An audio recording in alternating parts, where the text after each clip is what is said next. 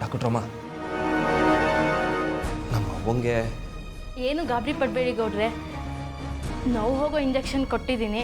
ಸಂಜೆ ಅಷ್ಟರಲ್ಲಿ ನೋವು ಕಡಿಮೆ ಆಗುತ್ತೆ. ನಾನಿನ್ನು ಬರ್ತೀನಿ.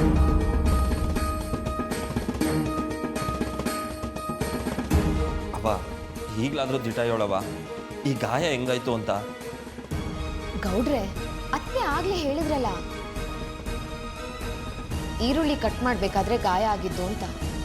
ನೀವ್ ನೋಡಿದ್ರೆ ಅತ್ತೆ ಸುಳ್ಳು ಹೇಳ್ತಾ ಇದಾರೆ ಅನ್ನೋ ಪ್ರಶ್ನೆ ಮಾಡ್ತಿದ್ದೀರಲ್ಲ. ಗೌಡ್ರೆ, ಡಾಕ್ಟರ್ ಹೇಳಿದ್ದು ಗೊತ್ತಾಗ್ಲಿಲ್ವಾ?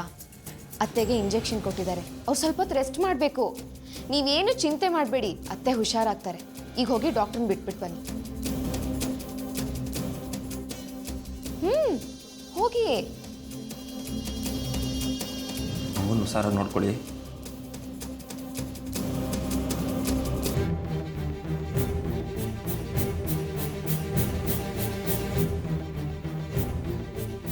ನೀವು ನಿಜ ಹೇಳಿ ನನ್ನ ಮೇಲೆ ಕಂಪ್ಲೇಂಟ್ ಮಾಡ್ತೀರಾ ಅಂತ ಅನ್ಕೊಂಡಿದ್ದೆ. ಪರವಾಗಿಲ್ಲ, ನನ್ನ ಮೇಲೂ ಕರುಣೆ ಇದೆ ಅಂತಾಯ್ತು.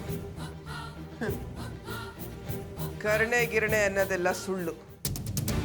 ಆ ದಡ್ಡ ರಂಗೇಗೌಡ ನನಗೆ ಕಚ್ಚೋ ಇರುವೆನೂ ಸಾಯಿಸದೇ ಇರೋಷ್ಟು ಸಮಾಧಾನವಾಗಿರೋಳು ಅಂತ ನೆಮ್ಕೊಂಡವನೆ.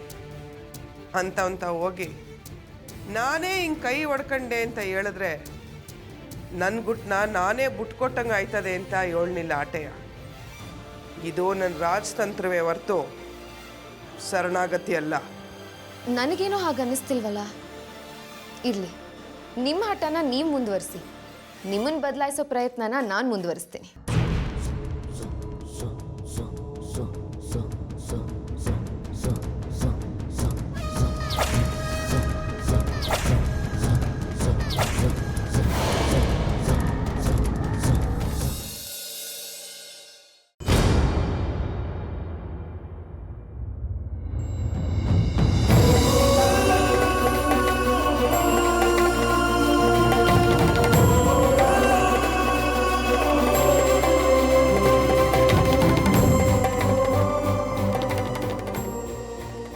ಅಲ್ಲ ಕಣವ, ಅವಳು ಇಸಾಕಕ್ಕೂ ನಾಗರಾವು ಅಂತ ಗೊತ್ತಿದ್ದು ಬದಲಾಗು ಅಂತ ಅವಳು ಕಾಲು ಹಿಡ್ಕತಿಯಲ್ಲ.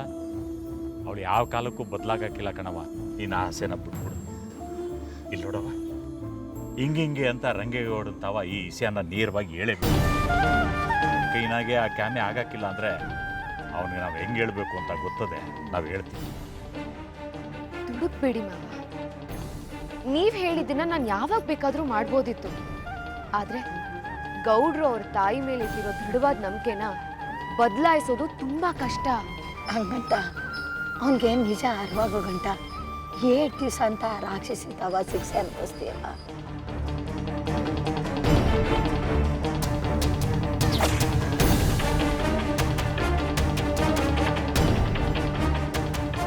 ಇಲ್ಲ ಅಜ್ಜಿ, ನಾನು ಯಾವತ್ತೂ ಇದನ್ನ ಶಿಕ್ಷೆ ಅಂತ ಅನ್ಕೊಳ್ಳೋದಿಲ್ಲ.